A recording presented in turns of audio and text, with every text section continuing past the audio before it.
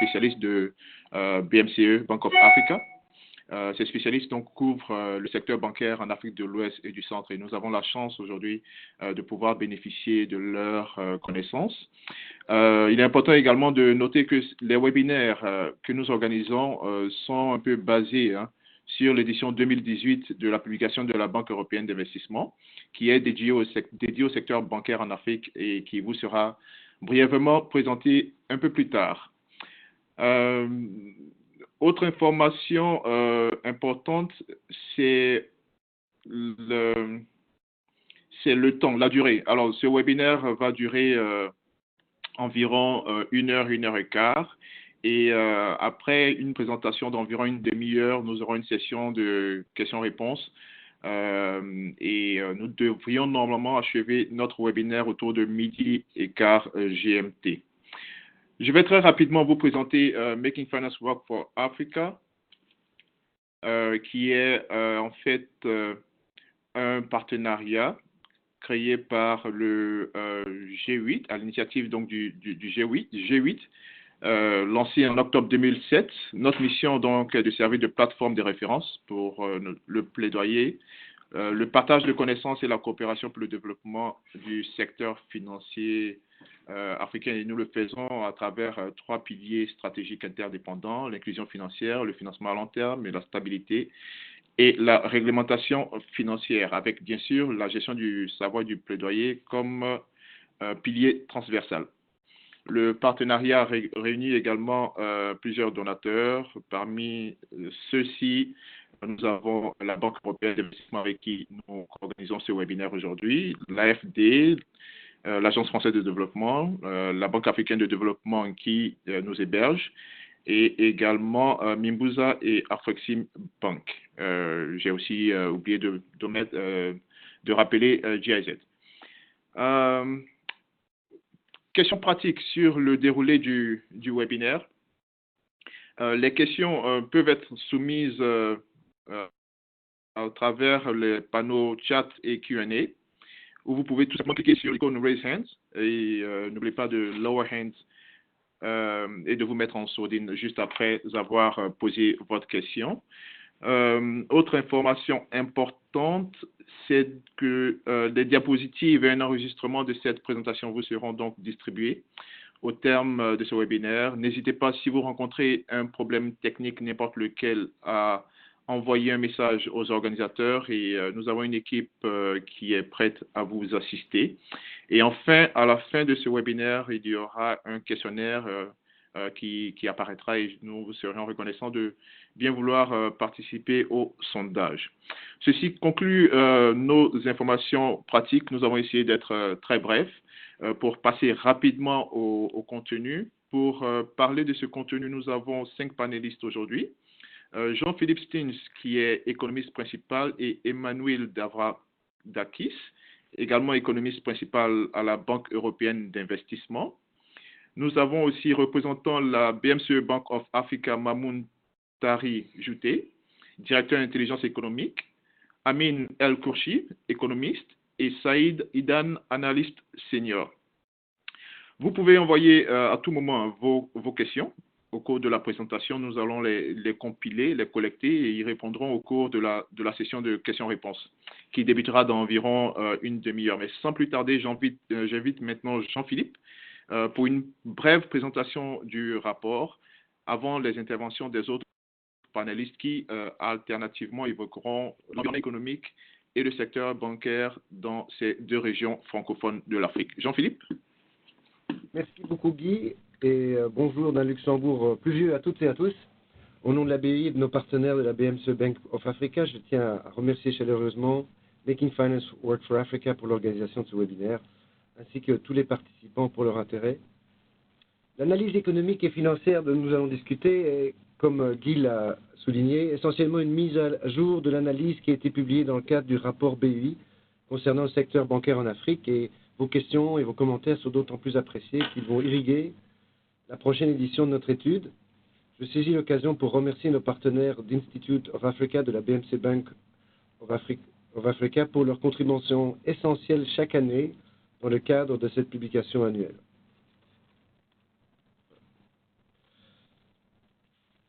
Nous invitons tous les participants à ce webinaire à se rendre sur le site internet de la BEI pour télécharger gratuitement l'édition 2018 de notre rapport en anglais ou en français. Une simple recherche internet sur base du titre de notre publication vous y amènera très facilement.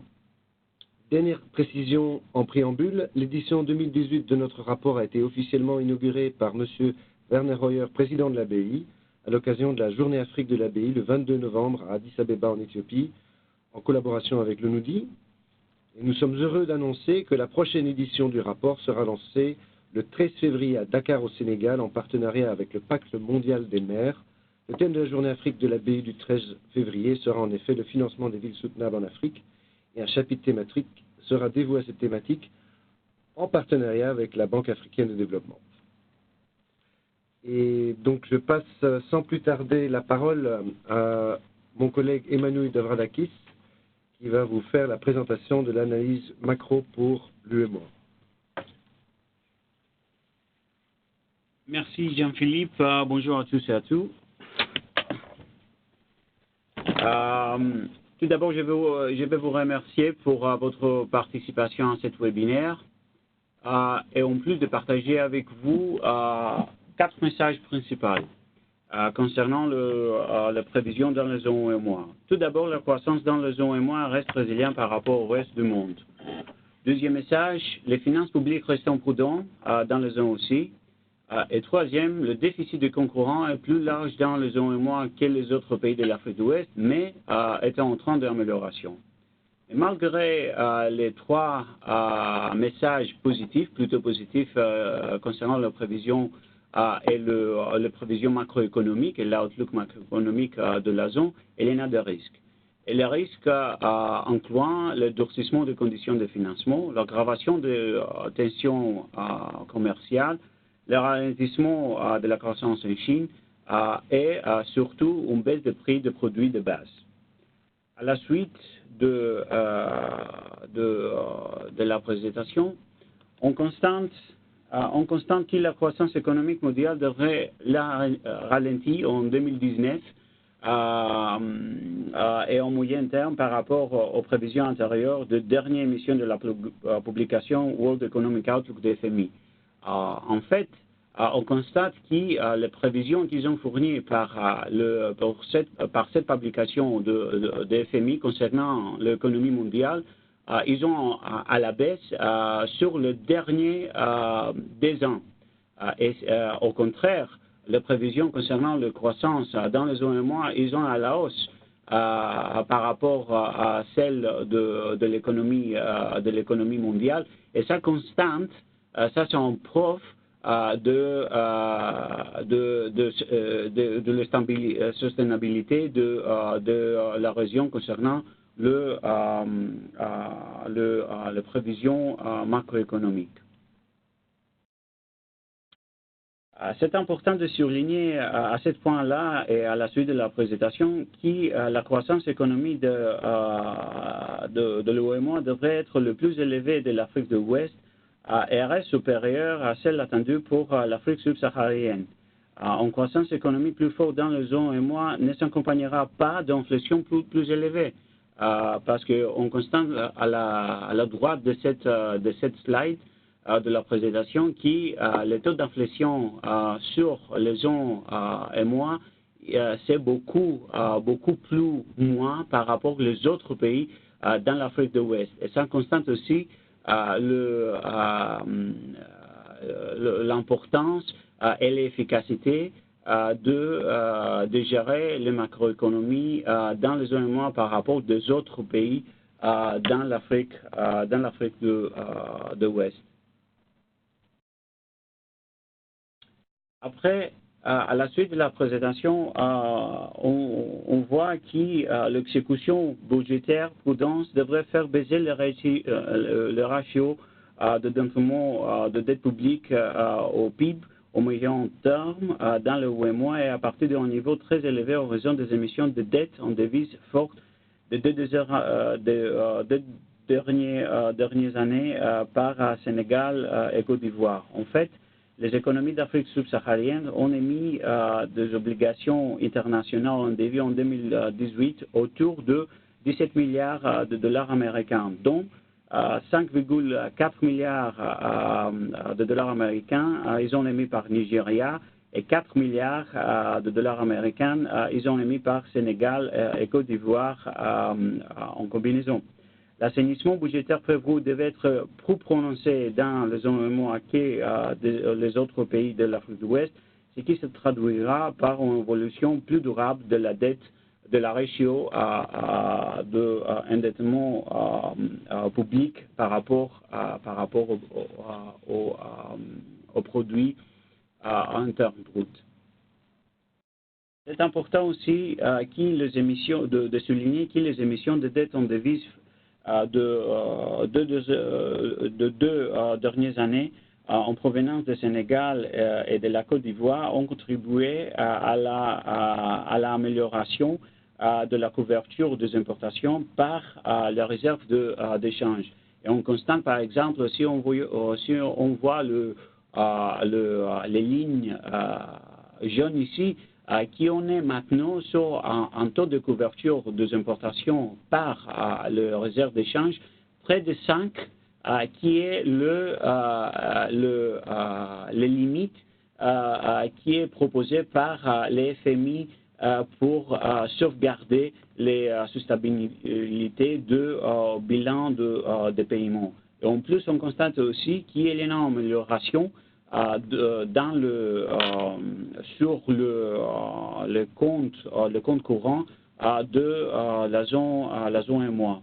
Et ça, c'est très important parce que on a déjà vu que la croissance est supportée par les importations de biens et en plus, on constate maintenant que ça s'effectuera en même temps avec une amélioration dans les soldes de bilan courant.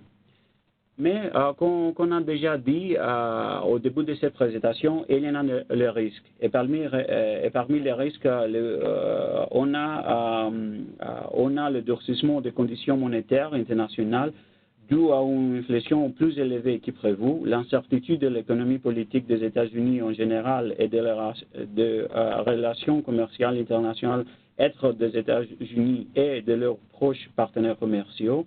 Parmi eux, c'est la Chine. Un autre facteur de risque est lié à un affaiblissement de perspectives économiques en Chine. L'FMI déjà a en prévision concernant l'économie chinoise de 6,3% de croissance en 2019 et 6,1% pour 2020 contre 6,6% en 2018.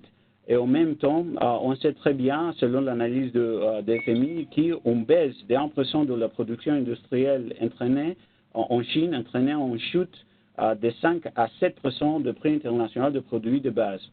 Avec environ 70% des exportations des économies de l'Afrique subsaharienne vers la Chine sous forme de produits de base, l'Afrique de l'Ouest ne devrait pas rester indemnée et isolée de la baisse combinée des prix internationaux de produits de base et de la faiblesse de la Chine.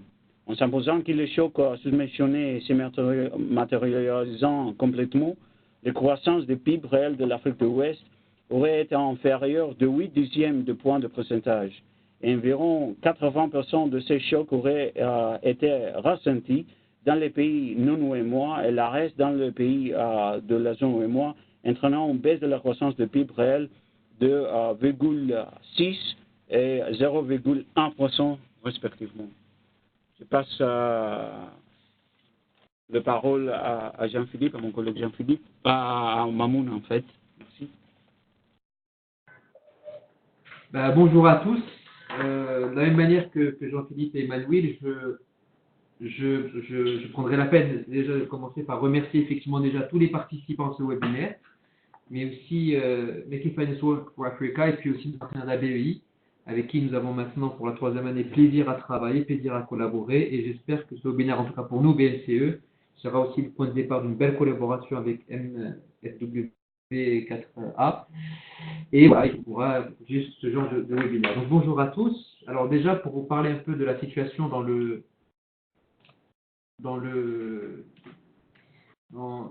zone UEMOA, ce qu'il faut déjà sur ce quoi il faut insister, c'est que tout comme le contexte économique s'améliore, le secteur bancaire s'améliore. Pourquoi? Parce que vous avez vu déjà dans la précédente slide d'Emmanuel que vous avez toute la partie réserve de change, donc toute la partie balance de paiement qui est en train de s'améliorer fortement au niveau de l'Afrique de l'Ouest. Et donc, c'est là qu'il y avait un vrai creux lié à la baisse des cours du pétrole, mais la reprise relative des cours du pétrole, et puis la bonne santé de l'UEMOA, parce que eux sont complètement intéressés par ce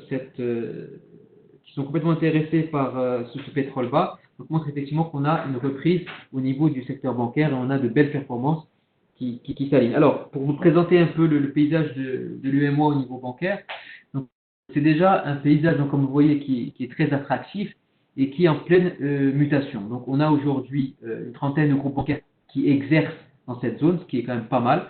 Le nombre d'institutions de crédit se développe.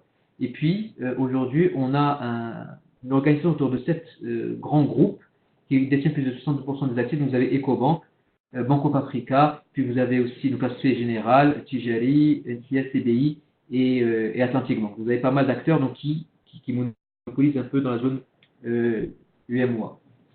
En termes d'inclusion financière, donc cette ouverture massive permet effectivement de bancariser. Donc là, un chiffre tout simple. Hein. En 2014, un peu plus de 18% des adultes de plus de 15 ans avaient un compte en zone UMOA. En 2017, c'est 36,2%. Donc quasiment le double, pas quasiment, donc c'est le double en 3 ans en termes de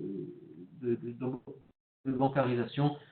Et puis, donc, c'est bien évidemment aidé par tout ce qui se passe au niveau des télécoms qui, au travers de cash payment, en fait, du mobile payment, permettent d'ouvrir à ces gens-là de nouveaux comptes. Je pense qu'on pourrait en revenir plus tard dans le cadre des questions-réponses. Au niveau de l'attractivité, donc encore une fois, on voit que la pénétration bancaire se développe. Donc, ce sont un secteur qui est de plus en plus actif dans le financement de l'économie.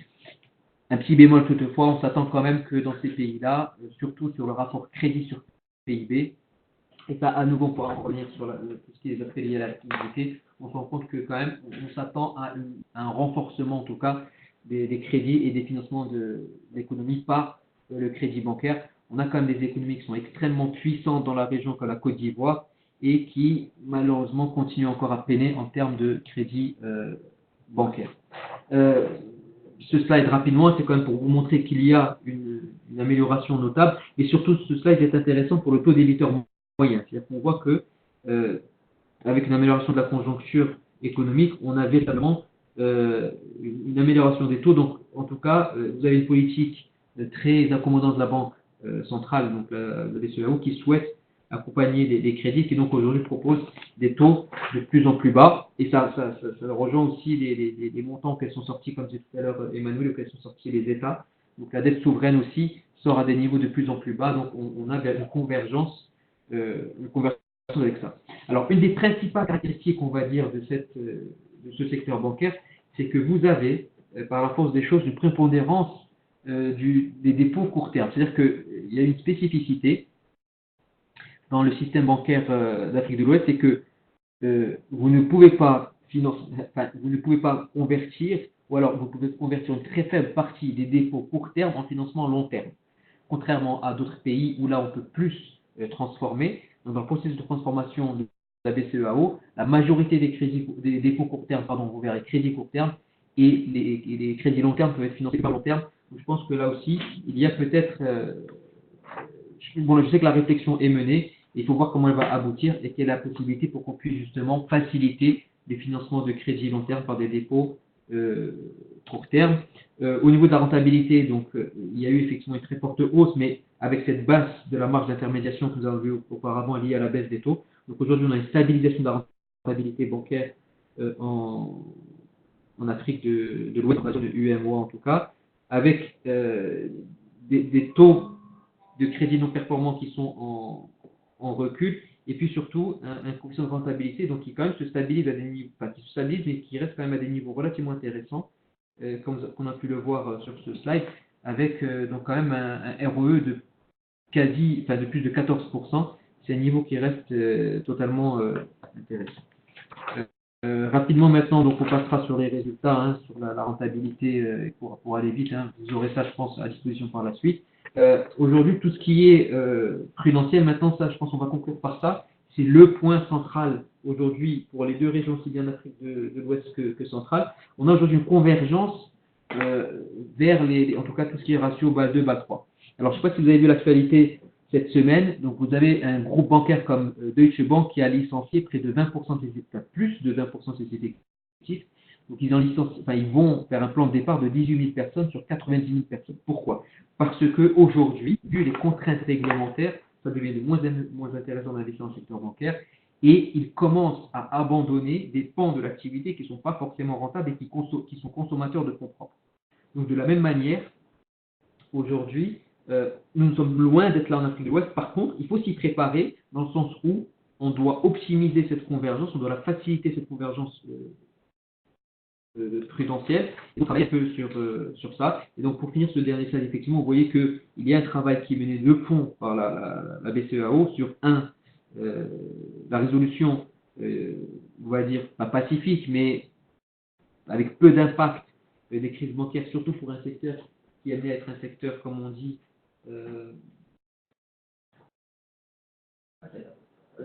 donc secteur qui est résilient, mais c'est un secteur, voilà, c'est un secteur, il y a un risque systémique, voilà, c'est un secteur systémique au niveau du secteur bancaire, donc on a une politique accommodante, et puis, donc voilà, encore une fois, l'accès aux services financiers et tout ce qui est bancarisation. Donc voilà, donc c'était la première partie. Avant de revenir à la centrale, je laisse la parole à Jean-Philippe pour vous présenter le contexte macro. Merci Mamoun. Je reprends donc brièvement la main pour introduire le contexte macro de la zone CEMAC. Le sous-titre du chapitre correspondant dans l'édition 2018 de notre rapport était « Un potentiel immense sur un fond d'énormes défis » et notre opinion reste alignée avec ce sous-titre.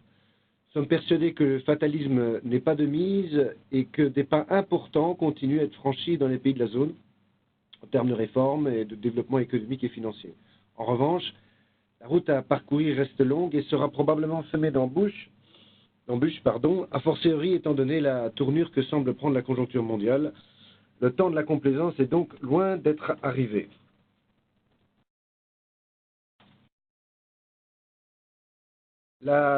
Laissez-moi débuter ma brève présentation en résumant quelques points clés. Nous pouvons nous réjouir de l'accélération de l'activité économique dans la zone, comme dans l'UMOA. Il est néanmoins important de garder à l'esprit que la croissance reste inférieure à la moyenne des dernières années et trop faible pour améliorer significativement les conditions de vie de la majorité de la population.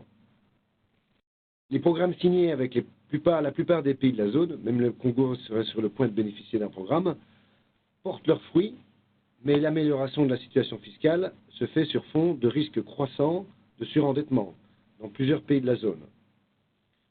Outre la mobilisation des ressources domestiques, la clé de soutenabilité de la dette sera donc une croissance soutenue qui elle-même passera par le renforcement des efforts pour améliorer le climat des affaires et l'accès au crédit.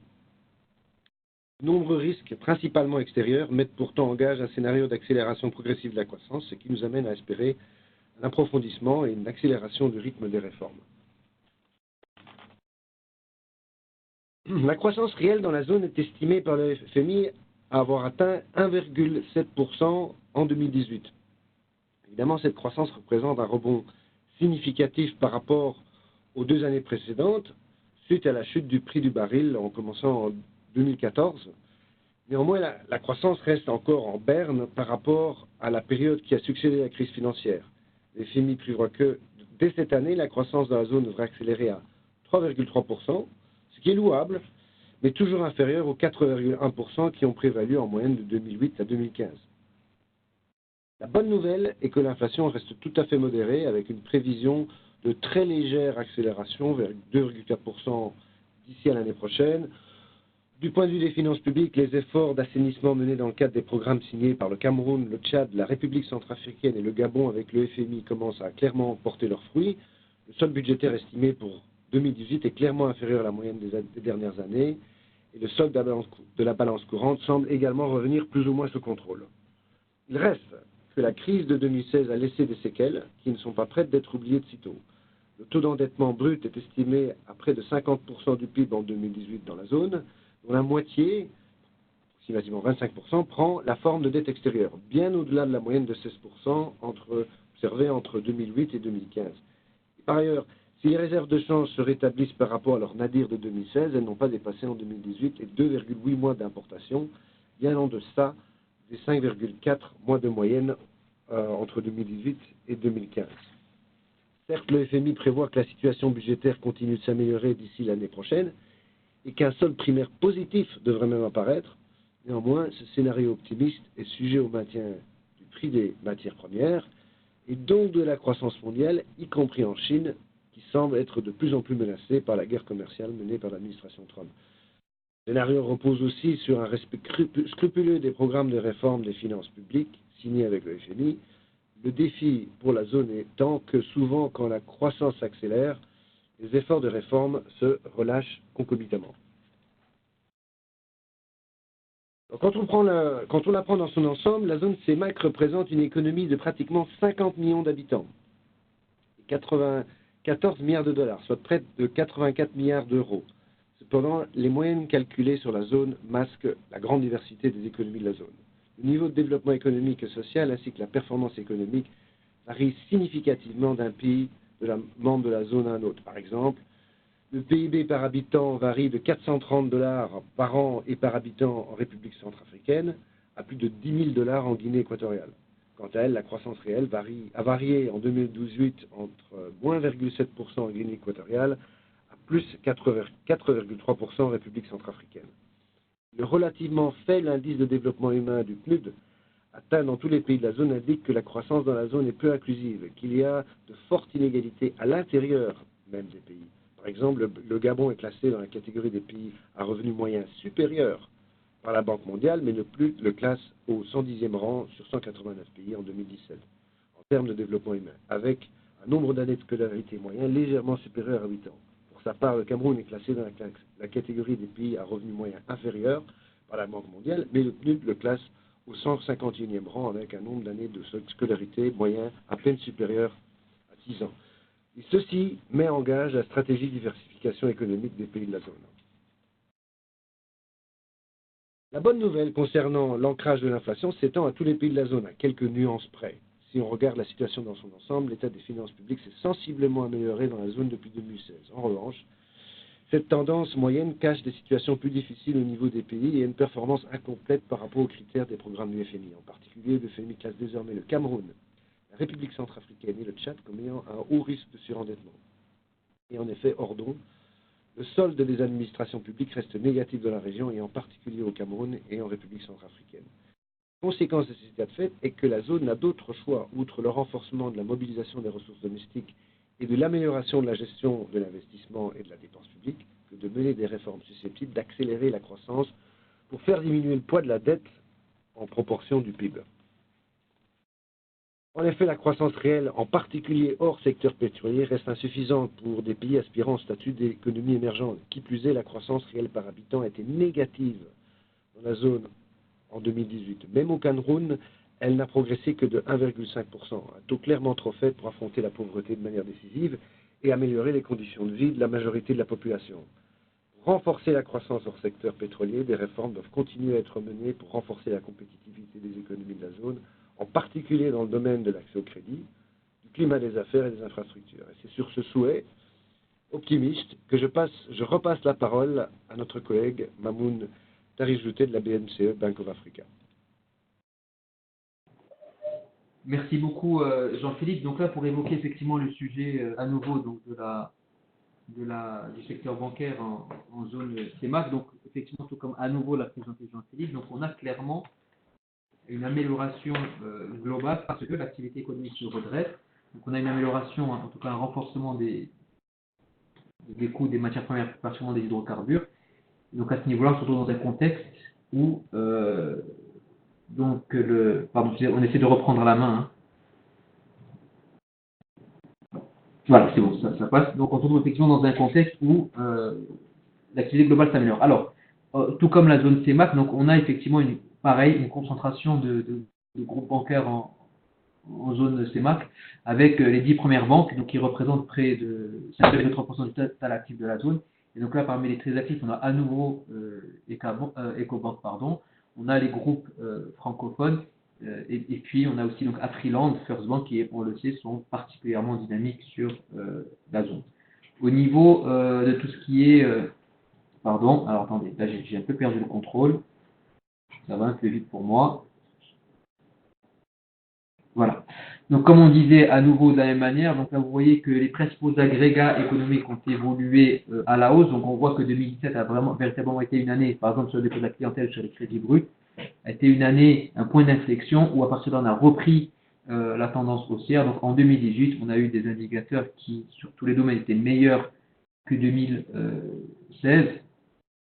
Et donc, à nouveau, donc surtout au niveau des crédits, ce qui nous intéresse aujourd'hui, les crédits ont commencé à se développer. Là où on voit que l'exposition secteur pétrolier reste quand même assez forte, c'est quand on voit le poids des créances en France en termes de valeur a augmenté, qui est passé de 1,9 à 2,8%. Donc ça, c'est un point d'attention pour le secteur bancaire en zone CEMAC. La rentabilité se maintient toujours de la même manière parce qu'on se rend compte souvent que la rentabilité en fait est souvent liée à tout ce qui est retail, donc retail intégrant TPE et PME, et que ce qui est impacté, on va dire, par l'industrie hydrocarbures, c'est plutôt le secteur corporate qui est nativement très concurrentiel et qui justement rapporte rapporte du PNB, mais moins de PNB, on va dire, que le reste du secteur retail.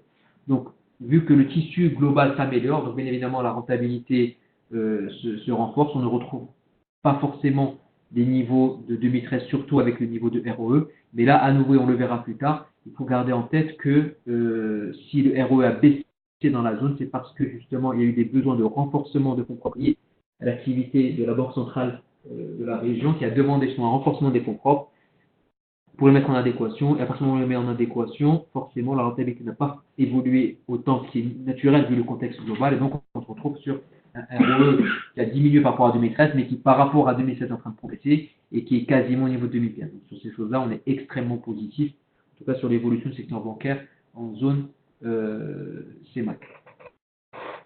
Maintenant, au niveau des indicateurs prudentiels globaux, donc comme c'est ce qu'on a dit, vous l'avez vu tout à l'heure, donc tous des ratios de fonds propres, ratios de couverture se sont améliorés parce qu'il y a eu justement cet effort de capitalisation. Vous allez voir par exemple que les fonds propres de base, c'est des niveaux jamais atteints, donc à 15,2%. Couverture des risques, c'est pareil, donc c'est des taux vraiment élevés et qui de manière générale, sont à un niveau extrêmement intéressant. Sur les réserves brutes aussi, ça s'améliore. Donc on est quand même sur un contexte à nouveau qui se renforce. Et surtout, ce qui est intéressant de voir, c'est qu'on se rend compte que la COBAC a réussi à sensibiliser positivement les banques et que les banques jouent le jeu justement en renforçant et en s'inscrivant dans un cercle vertueux. Au niveau de l'inclusion financière, alors là, on va dire que le sujet est équivalent à ce qui se passe en zone UMOA. Donc, pareil, le même taux que celui que j'ai partagé avec le MOA en zone CEMAC.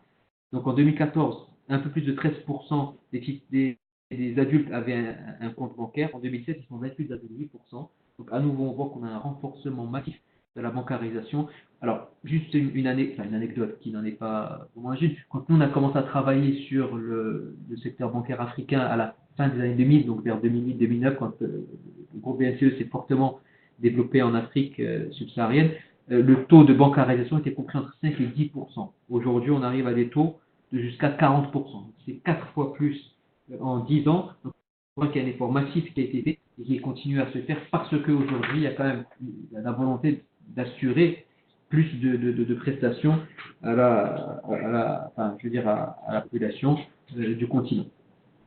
Maintenant, sur le travail mené par la COBAC et la Banque centrale, on voit aujourd'hui qu'il y a quand même vraiment beaucoup d'innovations, en tout cas de nouveautés qui ont été proposées. On a la nouvelle réglementation de change qui a été mise en place, on a un plafond des retraits, on a tout ce qui est traitement des banques en difficulté. Et là, on a vu qu'avec l'aide du FMI, la zone a mené des stress tests sur les banques de la région et donc a pu identifier celles qui nécessitaient d'être accompagnées pour renforcer les fonds propres. On a, comme partout ailleurs, donc, et ça c'est parce que c'est des normes liées à BAL 1 et 2, tout ce qui est provision des créances en souffrance. Donc il y a un système lié surtout au nombre de jours d'impayés. Donc à partir du niveau, en tout cas la durée de jours d'impayés, on met en place les systèmes de provisionnement. Voilà, donc l'importance systémique, comme on en a parlé tout à l'heure, Les bureaux d'information sur le crédit, donc ça c'est généralement des crédits de bureau qui se développent grandement dans pas mal de pays. Encore une fois, il faut qu'au niveau des crédits de bureau, les banques aient envie de partager, de renseigner. Voilà, donc et ensuite tout ce qui est lié au mobile money et à l'amélioration des prêts non performants. Alors ça c'est le dernier slide pour conclure, hein. On voit que, et on reste un peu sur ces défis auxquels la COBAC a en grande partie répondu. Donc on a bien évidemment, et ça on en parle beaucoup, la réglementation financière, donc BAL 3, tout ce qui est restructuration des banques publiques doit être mené. Ça a commencé, il faut continuer. Là, il y a un facteur exogène qui est quand même important, c'est tout ce qui est exposition au choc sur le secteur pétrolier. Il faut savoir que dans la région CEMAC, alors, tous les pays sont exportateurs de pétrole. C'est assez remarquable. Il n'y en a pas un qui ne soit pas.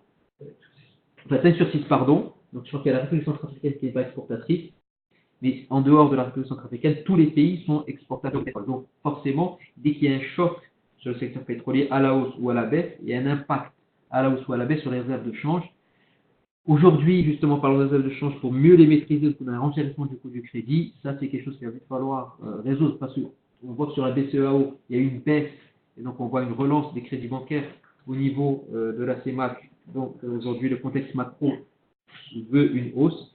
Il faut réfléchir à ça et puis, donc, travailler sur la stratégie régionale d'accueil financière. À nouveau, je pense qu'on en arrivera au niveau des questions. Mais en tout cas, sur la politique monétaire menée en zone CEMAC, donc on voit qu'il y a eu une vraie rationalisation de la politique monétaire qui a permis justement à la zone de pouvoir maintenir la parité et surtout de reconstituer les réserves de change. Ça, c'était un point important. On l'a vu comme on en a parlé Jean-Philippe à nouveau. Il faut garder en tête que le secteur bancaire est très sensible à tout ce qui rentre à la liquidité et donc à la liquidité venant d'étrangers. Donc forcément, plus on a une politique rationnelle, plus on mobilise les réserves de change et plus le secteur bancaire peut, de son côté, financer et soutenir l'économie. Merci. Guy, retour à toi pour la modération.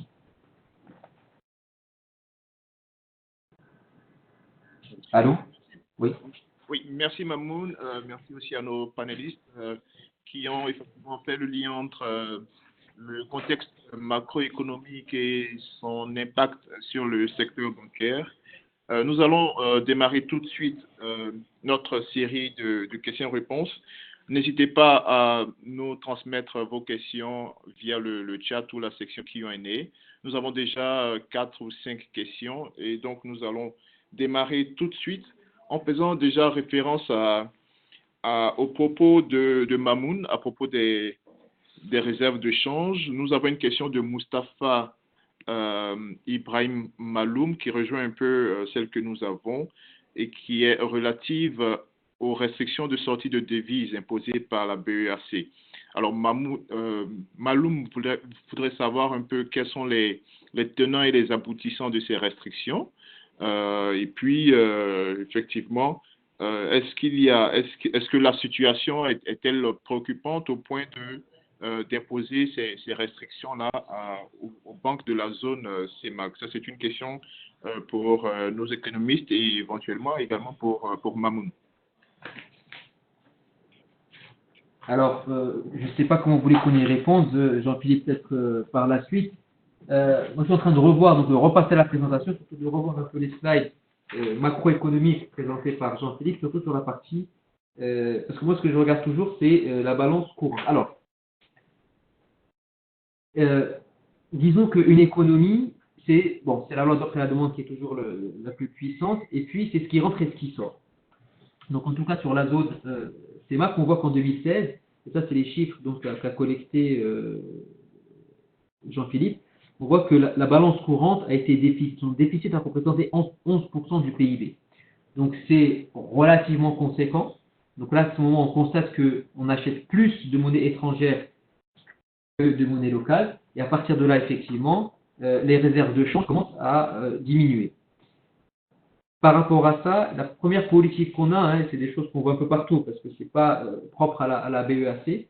Nous, on a la même chose dans la zone CEMAC, on a la même chose au Maroc. C'est-à-dire qu'il y a aujourd'hui des restrictions sur la sortie de devises pour pouvoir contrôler le flux sortant, c'est important. Puis ça a bien marché puisqu'on voit que dès 2017, et 2018 en attente, on est sur quand même 2,6% du déficit de la balance courante. Alors, il y a un point qui est important à garder en tête aussi, c'est quand on parle de balance courante, on ne parle pas de balance des paiements. La balance courante, c'est les traitements courants, c'est majoritairement tout ce qui est balance commerciale et tout ce qui est paiement et sortie de dividendes, voire éventuellement les services.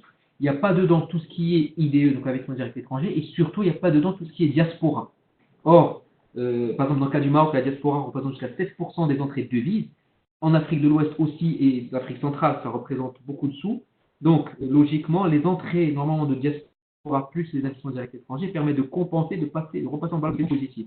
Donc aujourd'hui, j'ai pas les chiffres parce que le FMI ne communique plus dessus, mais peut-être que la balance des paiements redevient positive, qu'on voit une amélioration des réserves de change et donc la politique, en tout cas de restriction sur ces devises, a porté ses fruits, elle a marché. Logiquement, elle va pas, une fois que la situation sera assainie, en tout cas en tant que macroéconomiste, là je parle et pas en tant que banquier, logiquement, elle devrait être progressivement limitée, puis ensuite elle devrait être totalement levée pour revenir au système d'avant, quoi. Jean-Philippe, je ne sais pas si tu as d'autres choses à préciser. Non, mais merci Mamoun pour avoir offert cette excellente explication.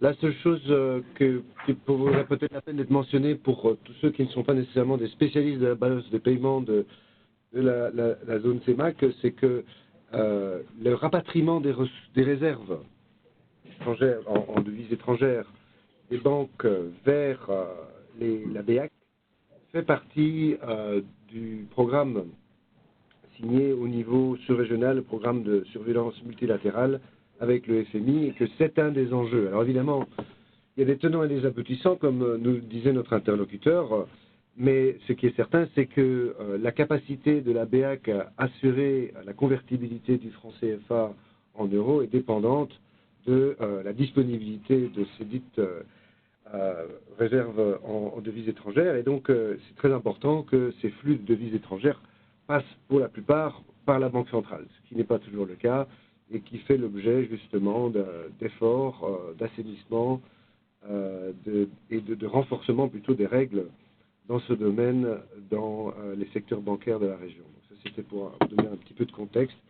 Dans l'ensemble, grâce à l'envolée du prix du pétrole récente, enfin, on est sous tes relatifs, hein, on est certainement beaucoup plus bas qu'en 2014, où un prix du pétrole qui est à l'heure actuelle de l'ordre de $60, mais qui est certainement supérieur aux prévisions assez conservatrices que le FMI avait utilisées. Donc on peut s'imaginer que les réserves de change à la BEAC se portent plutôt bien pour l'instant, mais restons quand même sobres. On parle ici de 3,4 mois d'importation, de couverture des importations en 2019, 3,9 l'année prochaine. Alors si c'est un petit peu mieux, ça dépassera peut-être les 4 mois, mais on est encore assez loin des 5 mois et plus des années qui ont fait suite à la crise financière mondiale. Voilà, c'est ça que je voulais ajouter. Merci Jean-Philippe. Des explications vers la fin, mais on a pu comprendre la substance de tes propos. J'ai une question sur BAL et les changements réglementaires qui est posée par M. Tongban et qui un peu rejoint une question que nous avons sur BAL et ses impacts sur le financement du secteur réel et en l'occurrence sur le financement des PME et PMI. La Côte d'Ivoire, le crédit sur le PIB autour de 28%, en Afrique de l'Ouest en général c'est un peu supérieur à 25% en moyenne, Afrique centrale autour de 20%. Est-ce que selon vous, BAL serait un peu plus contraignant en matière de financement du secteur réel, en l'occurrence donc des PME et PMI? C'est une question de Serge Tongban Elvis.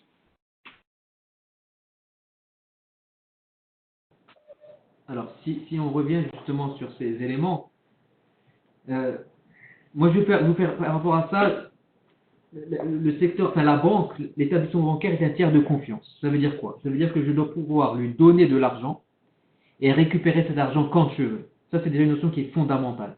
C'est comme tout ce qui est réglementé. Je dois pouvoir y aller, l'esprit tranquille, avec une prestation, une qualité de service, récupérer les sous quand j'ai besoin. Et surtout, ce tiers de confiance va prêter cet argent, donc va prêter mon argent en fait, à généralement une TPE ou une PME, donc dans ce cas précis, et va s'assurer que cet argent est exploité correctement.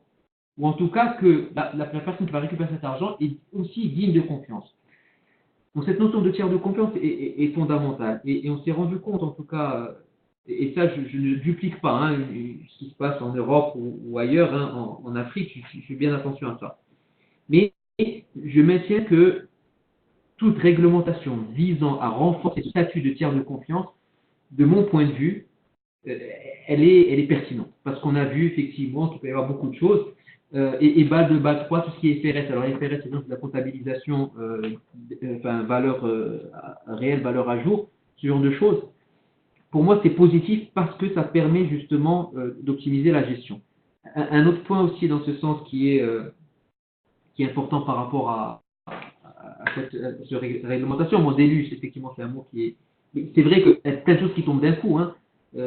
Maintenant, c'est une réalité. Alors aussi, ce qui est intéressant, c'est que quand on voit en termes de gestion privée ou publique hein, d'un établissement bancaire, ces normes réglementaires et prudentielles, hein, c'est pas que réglementaire, c'est prudentielle, la notion de prudence qui est important. Donc en termes prudentiels, ça permet aussi d'assurer une gestion optimale. C'est-à-dire que je sais, moi, actionnaire, que je sois public ou privé, l'établissement dans lequel j'ai placé mes sous aussi, de combien il a besoin de plus pour pouvoir continuer son activité de manière sereine et propre.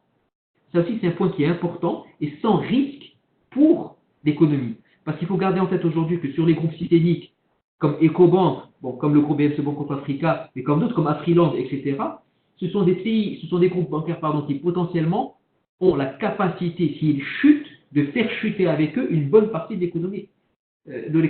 Donc il faut que les autorités réglementaires s'assurent que même en cas de difficulté, il n'y aura pas d'impact sur l'économie et sur l'argent que moi, épargnant, j'aurais placé dans ces instituts. Donc la notion de tiers de confiance est fondamentale. Alors après, bien évidemment, une fois que j'estime que c'est pertinent de renforcer les règles prudentielles et réglementaires, bien évidemment, c'est clair que si avant, je devais mettre 1 dans le capital pour donner 10 de crédit, avec ces nouvelles normes réglementaires, il faut peut-être 1,2 pour continuer à donner ces mêmes 10. Et donc forcément, je dois mettre plus de capital pour financer la même quantité de crédit, mais en même temps, il ne faut pas oublier aussi que les taux, vous avez dit, donc en zone CEMAC, la moyenne est de 20%, jusqu'en Côte d'Ivoire, c'est jusqu'à 28%. En même temps, aujourd'hui, il y a tellement de choses encore à faire que je pense personnellement que le fait de renforcer les règles prudentielles pour le moment n'auront pas d'impact sur la diffusion de crédit. La diffusion de crédit va continuer à progresser et généralement, c'est quand on arrive vers les 60-70% de crédit sur PIB que ces règles prudentielles commencent à jouer. Ça, c'est important de le voir aussi. Et pourquoi la zone CEMAC, vous avez vu qu'ils ont recapitalisé les banques sans aucun problème, tout le monde a suivi, tous les indicateurs se sont renforcés, sans pour autant qu'il y ait de crise du secteur bancaire, mais avec en même temps une augmentation du crédit sur PIB. C'est que donc ils vont mener de front l'augmentation de capital et l'augmentation de tout ce qui est crédit sur PIB. Donc voilà un peu moi comment je vois la chose. Et surtout de pénétration bancaire, je pense qu'on peut lier ça à tout ce qui est après les questions venant sur Fintech, peut-être banque, etc. Oui, merci Mamoun. C'est Emmanuel Davradakis. Juste pour compléter la réponse de Mamoun, je pense qu'un élément clé, c'est évidemment les confiances. Les confiances il va être renforcé après l'introduction et le promouvoir de la réglementation BAL 2 et BAL 3. Mais en plus, c'est important de souligner le fait de l'adaptation de la nouvelle réglementation concernant le compte. Par exemple, l'IFRS 9. Parce que la conséquence importante de cette réglementation sera que les montants de prêts non performants sera à la baisse, et ça veut dire que les provisions qu'ils ont nécessaires pour les prêts non performants, il n'y aura pas besoin de cette prévision-là. Et ça veut dire par conséquent que le montant il doit être apporté sur les marchés aux formes de nouvelles prêts, etc., il sera renforcé en plus. Ça veut dire que c'est vrai qu'on a des facteurs qui ils ont un peu gênants pour les nouvelles prêts et la croissance de portefeuille bancaire de la région, mais en plus on a des autres facteurs aussi qui sont beaucoup plus avantageuses pour le secteur bancaire en plus. Si vous me permettez, j'aurais voulu faire une toute petite contribution transversale sur ce sujet en faisant référence à l'enquête des groupes bancaires opérant en Afrique que la BI mène de manière annuelle. Donc, juste pour donner quelques chiffres, la conformité avec BAL 1, telle que reportée par les groupes bancaires africains eux-mêmes, est quasi universelle. La conformité avec BAL 2, c'est 2 tiers en conformité, 1 tiers en cours de mise en conformité. La conformité avec BAL 3, c'est 1 tiers en conformité, 41% en cours ou en mise de mise en conformité et 27% pour qui ce n'est pas une priorité immédiate. Un autre élément de réflexion, c'est qu'il faut démystifier BAL 3, à notre sens.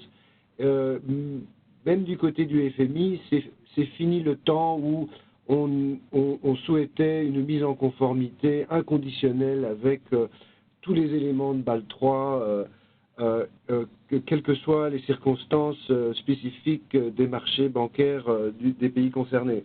On est plus aujourd'hui dans une adaptation sélective des éléments de BAL 2 et de BAL 3 qui sont prioritaires en termes de renforcement de la confiance dans le secteur bancaire, avec un souci concomitant de soutien à l'inclusion financière. Donc il faut adopter une attitude moins idéologique par rapport à ces réformes et voir ce qui fonctionne dans le contexte et ce qui sert les économies et les secteurs bancaires africains, en particulier en Afrique de l'Ouest et Afrique centrale. Voilà, c'est tout ce que je voulais ajouter.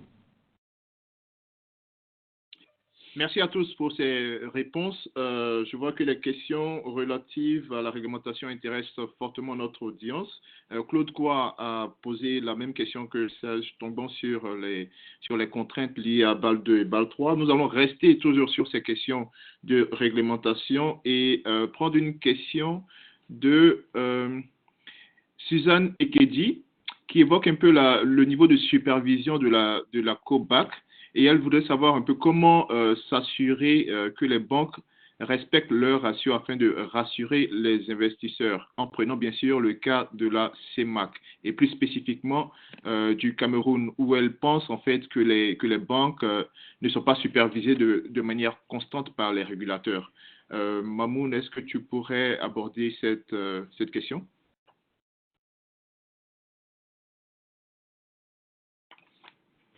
Oui, alors la question est hautement spécifique et elle est particulièrement précise sur le niveau du Cameroun. Alors, de manière, je sais que, bon, je ne me permettrai pas de juger le travail de la COBAC au Cameroun, si ce n'est que, en tout cas, nous, ce qui nous remonte et ce qu'on voit, c'est que les données sont globalement cohérentes avec ce qui se passe.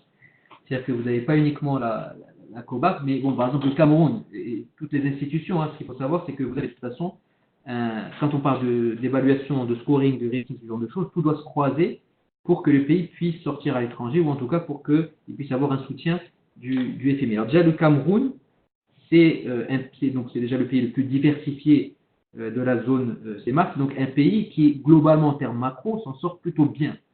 C'est un pays qui continue à afficher entre 4 et 5% de croissance chaque année. Donc déjà, de ce point de vue-là, il n'y a pas eu vraiment de tension, on va dire, énorme sur le secteur bancaire, contrairement à ce qu'il y a pu y avoir dans d'autres pays. Donc en tout cas, voilà, déjà, le secteur bancaire est dans un environnement plutôt positif. Ensuite, il faut savoir que la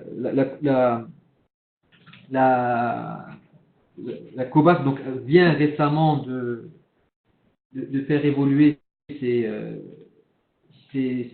statuts, donc en renforçant tout ce qui est aspect, tout ce qui est aspect contrôle, donc au travers du pouvoir réglementaire, et que donc là, en tout cas dans les textes qui sont présentés, l'ensemble des ratios, tout ce qu'il faut est suivi. Donc ils suivent le ratio de solvabilité, ils suivent le ratio de liquidité, division des risques, transformation, couverture d'immobilisation par les ressources permanentes, tout ce qui est provisionnement.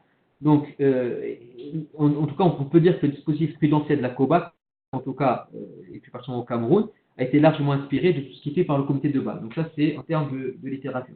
Maintenant, en termes pragmatiques, encore une fois, comme je disais tout à l'heure, sur tout ce que nous, on a vu, tout ce qu'on a suivi, toutes les remontées, parce qu'il faut savoir que le FMI mène des études très régulières sur la zone avec l'appui de la COBAC. Et donc jusqu'à l'an dernier, il me semble, il y a eu tout un travail qui a été fait, un stress test qui est nouveau a été mené pour travailler tout ce qui est prudentiel, le renforcement des fonds propres. Et le Cameroun s'en est plutôt bien sorti avec des performances qui étaient correctes. Donc, en tout cas, de ce qu'on voit, de ce qui est mené, de ce qui est annoncé, de ce qui est fait, le travail est correct. Encore une fois, si je peux me permettre de répondre à cette question, mais je pense que la meilleure personne qui pourrait y répondre, ce serait quelqu'un qui travaille à la responsable au niveau de la COBAC, qui pourrait effectivement évoquer plus en détail ce qui est mené au niveau du Cameroun. Merci Mamoun. Effectivement, c'est une question spécifique sur le Cameroun et en l'occurrence, nous n'avons malheureusement pas les experts de la COBAC avec nous. Je vais toujours prendre une question sur la réglementation avant de poursuivre sur, disons, le mobile money. Toujours sur donc la réglementation, une question de Cédric Montecho qui affirme que le crédit sera bridé à cause du provisionnement induit, sauf sur le secteur hors PME. Et il demande un peu votre analyse des guichets de refinancement BCAO-BEAC et quel signal un relèvement du taux marginal donne aux investisseurs internationaux. C'est une question, si vous pouvez y répondre rapidement, parce que nous avons plusieurs autres questions. Merci.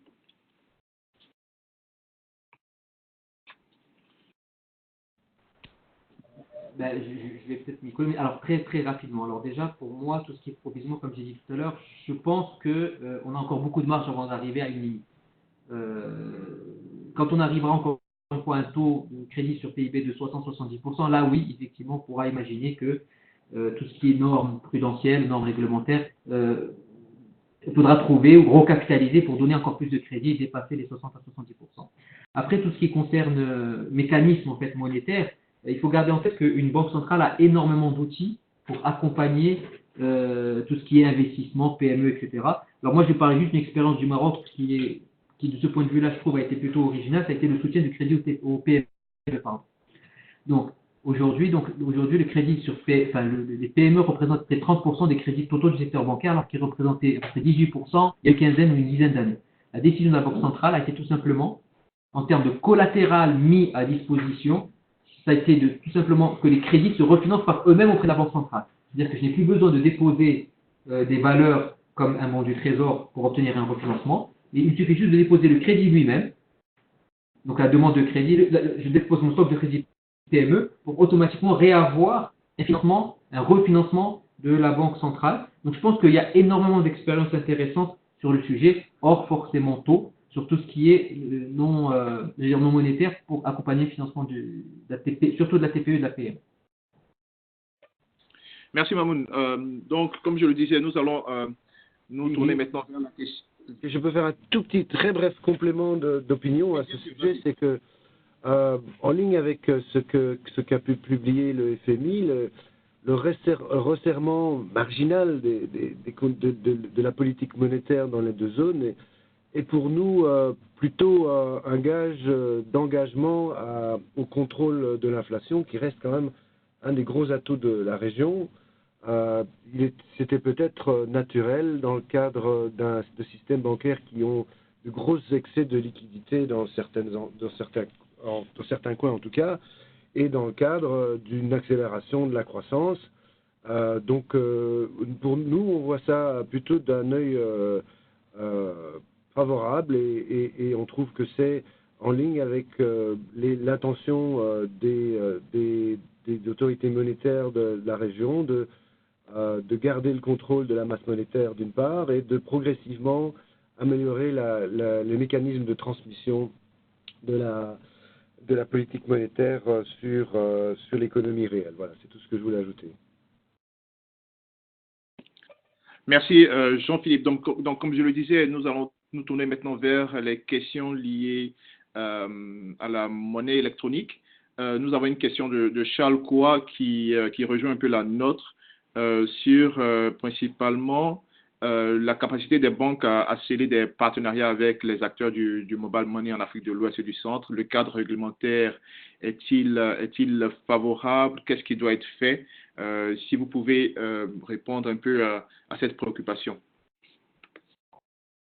Alors, si vous permettez, je vais aller assez rapidement sur le sujet, parce que c'est quelque chose qui nous intéresse et on est en plein dedans. Alors, pour nous, il y a une parfaite complémentarité entre FinTech, opérateurs de mobile payment et secteur bancaire. Pourquoi? Parce que, déjà, il faut écarter un sujet. Quand on parle de mobile payment ou quand on parle de FinTech, ce sont des opos de GAFA, c'est un peu ce dont on parle souvent.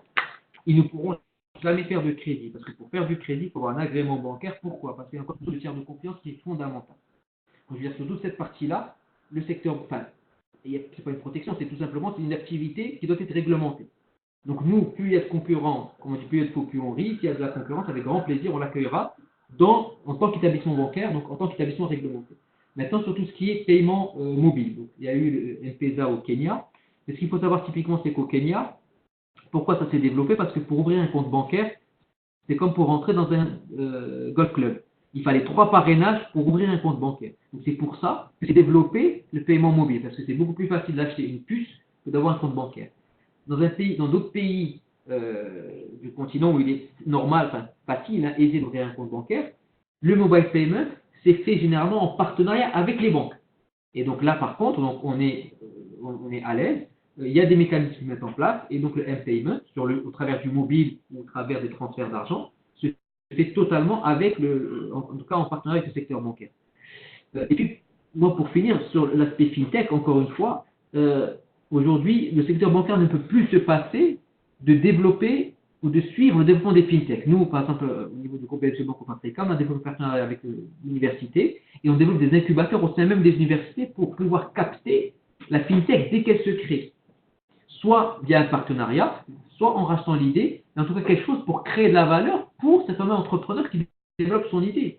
Et ça, c'est quelque chose de central, parce qu'in fine, ce développement de nouvelles technologies se fera avec le secteur bancaire, et donc nous, on a tout intérêt aussi à nous ouvrir complètement et à avoir toutes les possibilités de partenariat, encore une fois, soit on achète la prestation, soit on achète l'idée, soit on rentre dans le capital, etc., etc., etc. Et honnêtement, en tout cas, moi je vois que au sein du groupe BNCE, on est totalement ouvert à toutes les idées et on perçoit vraiment la FinTech comme un partenaire. Juste pour ajouter un petit élément de quantitatif à cette discussion, la même enquête BEI sur les groupes bancaires opérant en Afrique que j'ai mentionné un peu plus tôt avait proposé justement une question concernant la relation conflictuelle ou de partenariat entre les banques et les entreprises de télécommunications.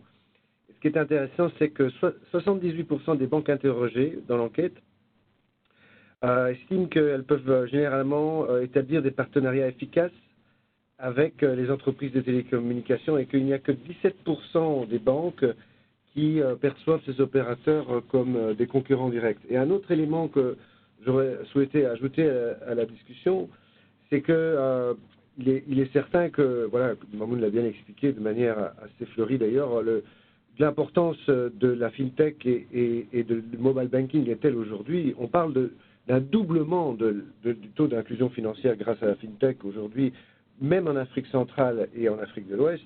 On ne peut plus s'en passer, on ne repassera pas ce Rubicon dans l'autre sens. En revanche, son importance, qui est de manière croissante de plus en plus systémique, doit nous amener à être prudents en termes réglementaires et de supervision. Ce sont des acteurs maintenant importants quant à la gestion d'une certaine liquidité et surtout des acteurs qui potentiellement ont un impact sur la confiance des consommateurs dans le secteur bancaire. Donc il faut aussi protéger le consommateur. On doit rentrer dans une phase mature maintenant où en dépit du fait qu'il y a plusieurs paradigmes. Il y a des paradigmes où c'est les telcos qui gèrent l'inclusion financière de leur côté. Il y en a où c'est plutôt les banques qui ont le lead, d'autres où c'est hybride. Peu importe. Au bout du bout, ce qui est important, c'est l'inclusion financière et la protection des consommateurs. Merci Jean-Philippe, merci Mahmoud. Nous allons prendre 3 dernières questions juste à la volée.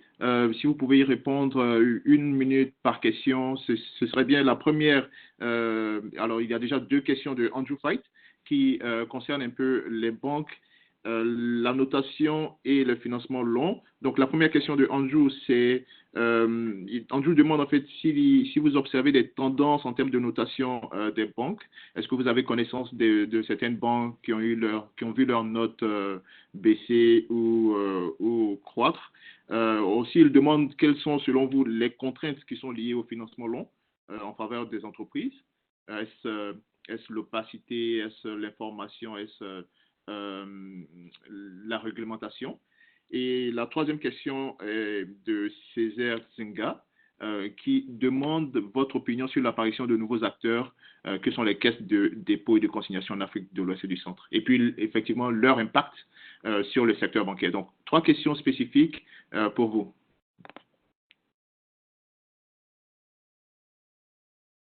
Je t'en prie. Ok, donc je remercie Jean-Philippe. Alors, concernant tout ce qui est rating, ce qu'il faut savoir, c'est que le rating, alors en monnaie locale, c'est quelque chose, mais en devise, le rating d'une banque ne peut jamais dépasser le rating du pays. Donc, il faut parler du souverain, donc la dette souveraine d'un pays, avant de parler peut-être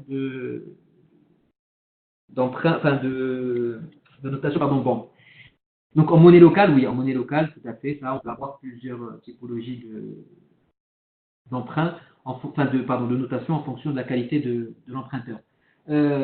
Globalement, on voit même sur tout ce qui s'est passé sur la notation des banques par la COBAC, c'était juin 2018, on voit que globalement, la solidité des banques est réelle et que donc la notation des banques est globalement correcte.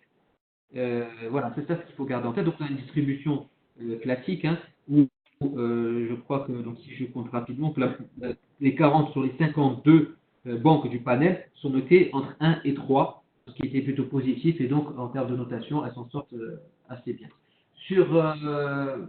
Alors ça c'est l'aspect long terme, oui, ça je suis d'accord, c'est ce qu'on avait dit tout à l'heure, c'est qu'aujourd'hui, en termes c'est surtout dans la zone UMOA, en termes de réglementation, on ne peut pas prêter du dépôt court terme à un crédit long terme, et ça, effectivement, c'est réglementaire.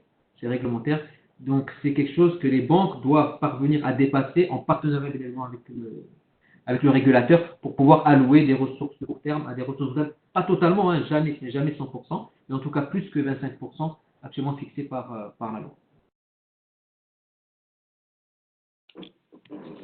Deux petites choses à ajouter ici, je crois que mon collègue Emmanuel voudra aussi dire quelque chose, c'est conceptuellement la note crédit d'une banque ne peut pas dépasser celle du souverain correspondant, parce que généralement, la présomption, c'est que le souverain sera le prêteur de dernier ressort. Dans le cadre des marchés bancaires africains, c'est plus compliqué, parce que certains groupes panafricains, bien entendu, sont d'une taille telle que s'ils devaient avoir des problèmes de solvabilité, ce n'est pas un éventuel petit secteur bancaire national qui va pouvoir éventuellement venir à la rescousse. Ce qui pourrait éventuellement avoir comme application que dans des secteurs spécifiques, certains groupes bancaires et leurs filiales ont en fait une note de crédit, qu'elle soit explicite ou implicite, supérieure à l'entité souveraine correspondante. Ensuite, je ne peux pas m'empêcher de dire que de mettre l'accent sur l'importance des ressources longues pour permettre à nos intermédiaires financières de prêter avec des maturités susceptibles d'encourager l'investissement dans l'économie réelle, et que c'est notre métier à la BI d'offrir ces ressources longues. Et donc c'est pour ça et à ce titre-là, en premier lieu, que nous nous intéressons au secteur bancaire de la région. Et je me tourne vers Emmanuel, tu as envie de dire quelque chose? Merci Jean-Philippe. Deux points à dire, partager avec vous. Tout d'abord, ces règles selon laquelle la notation de banque ne peut pas être supérieure de celle de souverain, ça dépend de l'agence de notation en fait. C'est pas le cas pour toute l'agence de notation qui ont les mêmes règles. Ça, c'est la première observation. La deuxième observation concerne le suivant. On a déjà parlé beaucoup, on a dédié beaucoup de temps en parlant le nouvelle réglementation, BAL 3, etc. Parmi les points clés de la nouvelle réglementation, c'est le bail-in. C'est pas le bail-out, c'est le bail-in. Ça veut dire que le souverain pourrait être le prêteur de la dernière secours pour les banques, mais après quelque part, par avant. Ça veut dire qu'il peut avoir une situation où les banques sont en modération, sont en notation qui est supérieure de celle de souverain, parce que ils ont les filiales en notre banque, par exemple Société Générale, et le banque a en notation beaucoup mieux par rapport aux souverains locaux. Parce que parce que l'État français, la République française a une notation beaucoup plus élevée. Il faut prendre en tête cette dimension-là pour comprendre un peu les différences par rapport aux notations de banque et les différences entre les notations de banque et les notations souveraines des pays qui ont intérêt sur cette webinaire. D'accord. Merci beaucoup, Emmanuel.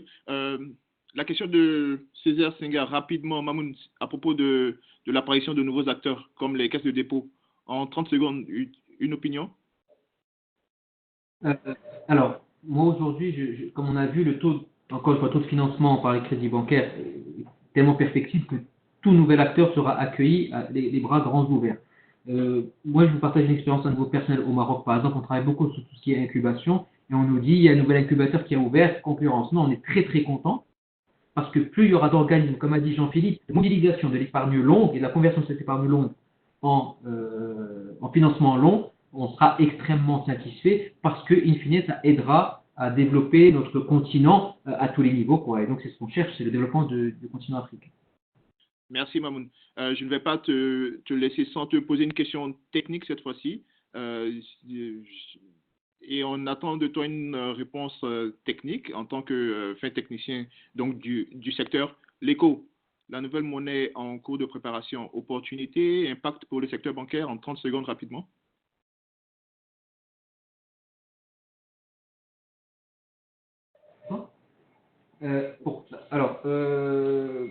Pour revenir un peu à ce que je disais tout à l'heure, mais ça c'est une réponse encore une fois plus macro que bancaire, hein.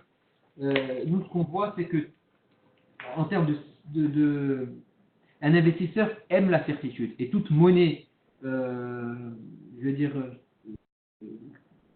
toute intégration monétaire qui permettrait d'avoir une monnaie unique qui consoliderait et qui limiterait la certitude serait la bienvenue. Et là, je reviens au graphique qu'a présenté Emmanuel tout à l'heure sur la zone UMOA, sur encore une fois tout ce qui était balance des paiements et surtout la balance courante. On voit que la balance courante, son déficit se réduit progressivement pour rapprocher des 2%. Donc si on ajoute l'argent de la diaspora, la balance des paiements redevient positive. Donc si on prend la zone ECOWAS, donc CEDEAO dans son ensemble, donc toute l'Afrique de l'Ouest, je pense que c'est une zone qui est suffisamment solide pour non seulement avoir une monnaie unique, mais pour garantir la crédibilité de cette monnaie unique. Alors, je ne rentre pas du tout effectivement dans le débat autre, mais je parle juste sur une monnaie commune à l'ensemble de cette région, qui de toute façon, qu'elle soit celle actuelle ou une autre, est quelque chose de complètement positif pour l'économie dans sa globalité.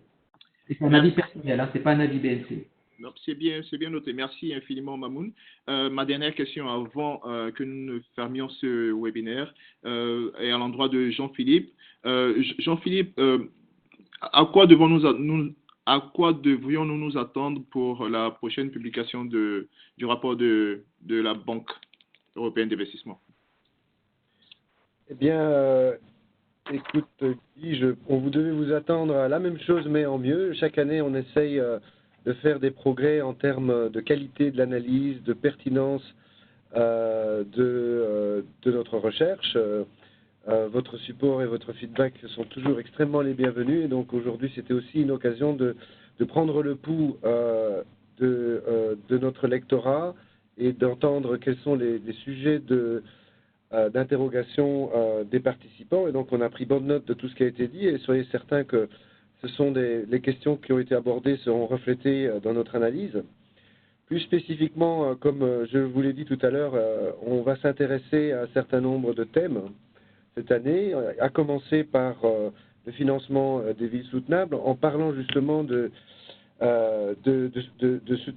risques souverains et de capacité d'emprunt souverain. Certains de ces pays, comme on en a discuté, commencent à atteindre un peu les limites du surendettement et néanmoins, au niveau urbain, les besoins d'infrastructures restent néanmoins criants face à une population qui augmente très fort d'année en année. Et donc, pour répondre à ces défis-là, il y a matière à réfléchir à la possibilité de permettre un meilleur accès au crédit des centres urbains, en particulier les capitales et les autres grandes villes du continent africain. Donc ça, c'est un sujet.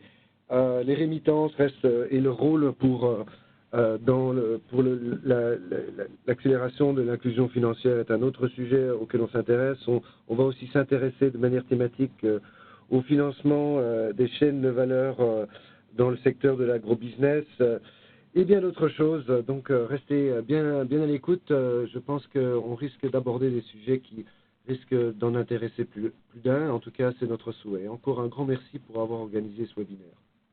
Merci Jean-Philippe. Merci également à Emmanuel Davrakis, tous les deux économistes à la Banque européenne d'investissement. Merci également à Mamoun Tahir Rujouté. Merci à Amin El Kourchi et Saïd Hidan de BMCE Bank of Africa qui nous ont aidés à l'organisation de ce webinaire. Merci à vous, audience, pour avoir assisté à cette session. N'hésitez pas à télécharger votre copie numérique gratuite du rapport de la BEI. Ce rapport est disponible sur le site internet de la Banque européenne d'investissement et sur notre site web mfw4a.org. Si certaines de vos questions n'ont pas eu de réponse ce jour, veuillez contacter Making Finance Work for Africa. Donc, envoyez-nous juste un mail et nous ferons un plaisir de les partager et ensuite de vous envoyer les réponses de nos panélistes. Une fois le webinaire terminé, merci infiniment de répondre au questionnaire. Il y a un sondage qui apparaîtra. Il est très important pour nous puisque nous permet donc d'évaluer un peu la qualité de nos webinaires et d'avoir aussi une liste de thèmes d'intérêt. Vous recevrez également un courrier électronique dans les 48 heures avec un lien pour visionner l'enregistrement de ce jour.